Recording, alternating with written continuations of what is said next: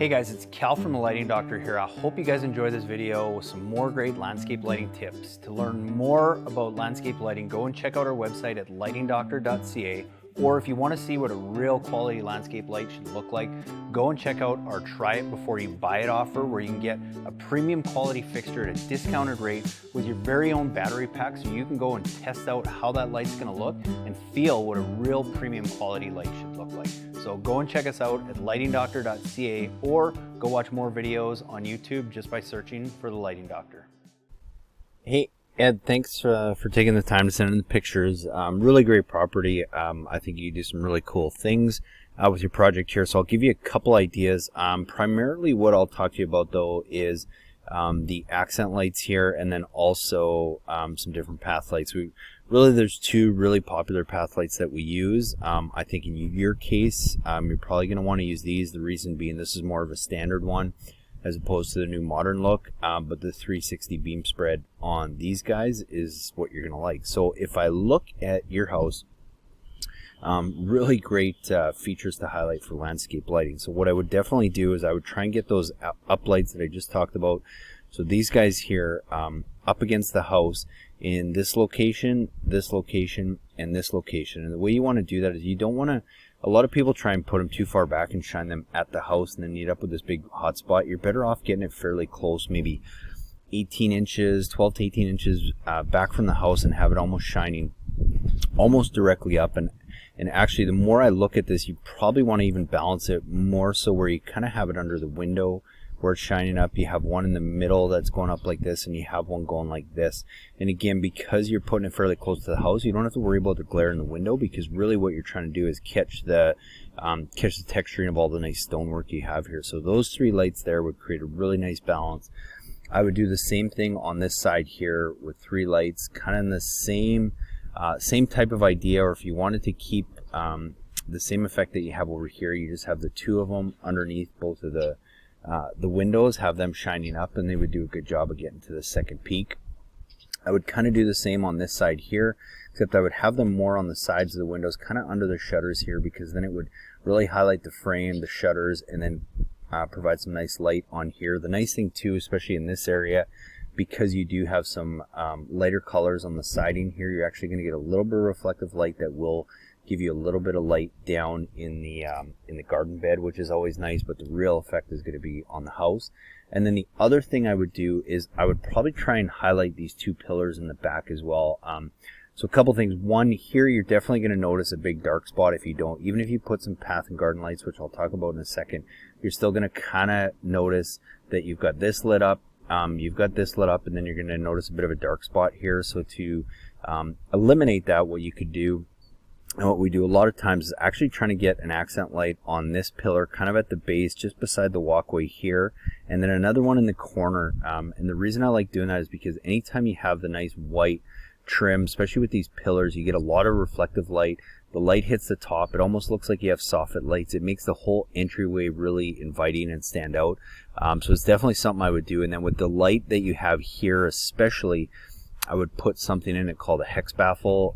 All it is this little honeycomb shaped aluminum filter like this guy here, and all it does is it slides underneath the light and over top of the lens, and what it does is now as you're walking in and out of the house, it just helps deflect the glare so that light's not kind of shining in your eye, and it's really just focusing on what I believe here is the address and these pillars, and it'd be a really good way to create some extra light in this area.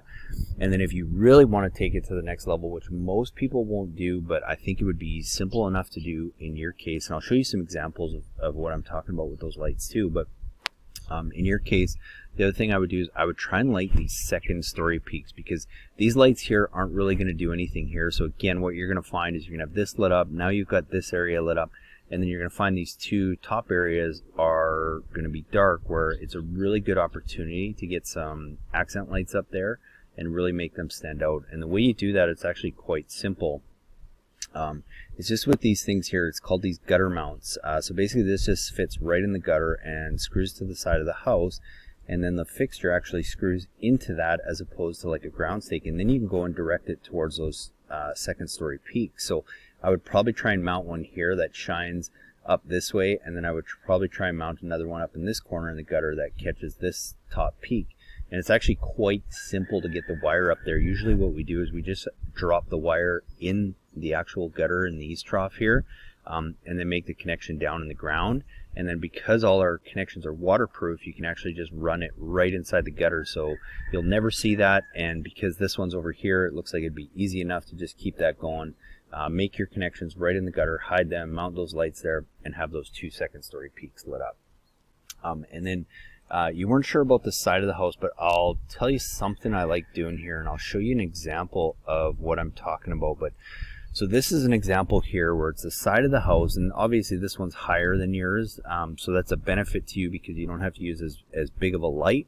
But I still like lighting up the sides, even if there's not a lot there. You do have the garden beds there, which is nice because you will create a little bit of a silhouetting and reflective light from that. But the other reason I like is because you shoot that light up to the top, and then it's like you have pot lights in the top, so it lights the whole side of the house, but not overwhelming. As you can see here, it creates that kind of cool glow, as well as it's going to kind of create some silhouetting in the garden. So you know, for your example, if you had, say for example, just 3 lights, and it's not in a case like this, really all you want to do is try and get them evenly spaced out, more or less. So, you know, space them all out 10 to 15 feet or whatever it is, so you can get 3 lights in this area, evenly spaced, that light up this top section. Again, because you have a lighter colored siding, you're going to get some reflective light that's going to light some of this bed and create some light, as well as because you're kind of backlighting the house, you kind of get the silhouette of all these plants too. So in my opinion, it's a better way of doing it than adding a bunch of path and garden lights, which a lot of people do in a case like this, because I just think you get a lot more effect with a lot fewer lights, which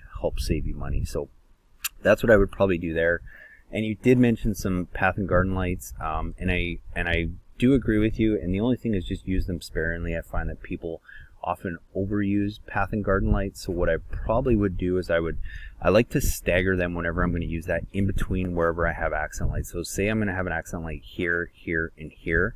I may want to try and throw a path light just kind of on this corner. I may throw another one in here.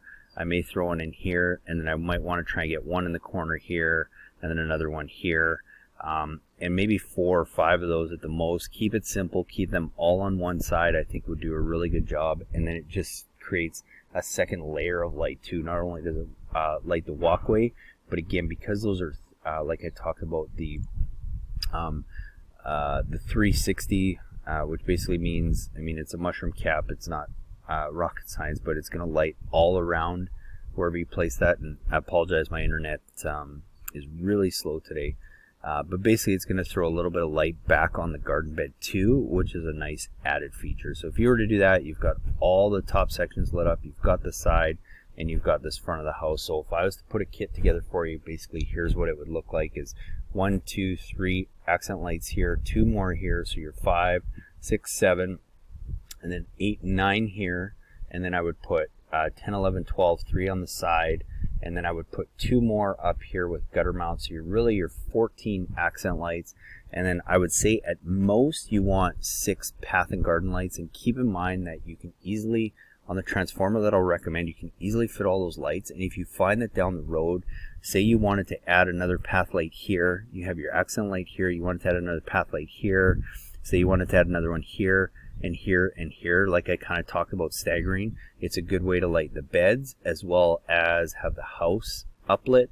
But in a lot of cases, it's budget. You start small. You can always add on later. If you've watched some of the videos, you know I always talk about leaving extra wires so that if that was something you wanted to do, you could tap into one of those existing fixtures down the road, and you could mount that.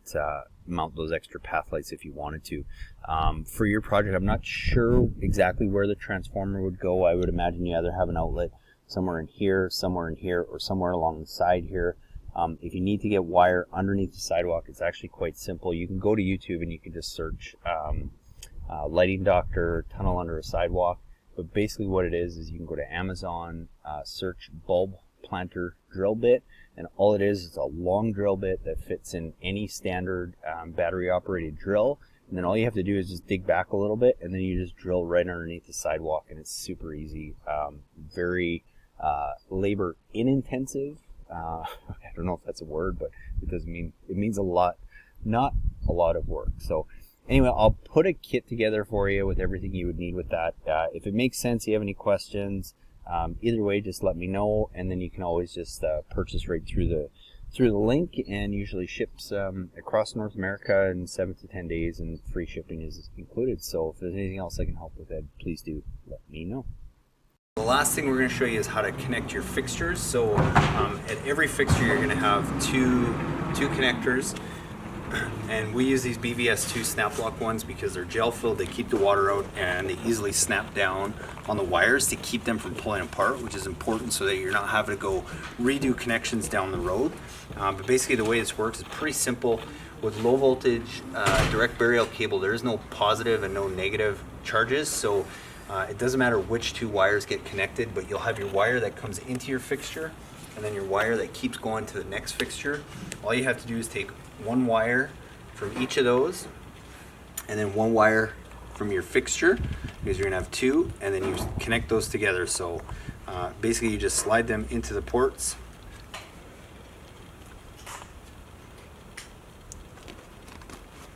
and your fixture wire,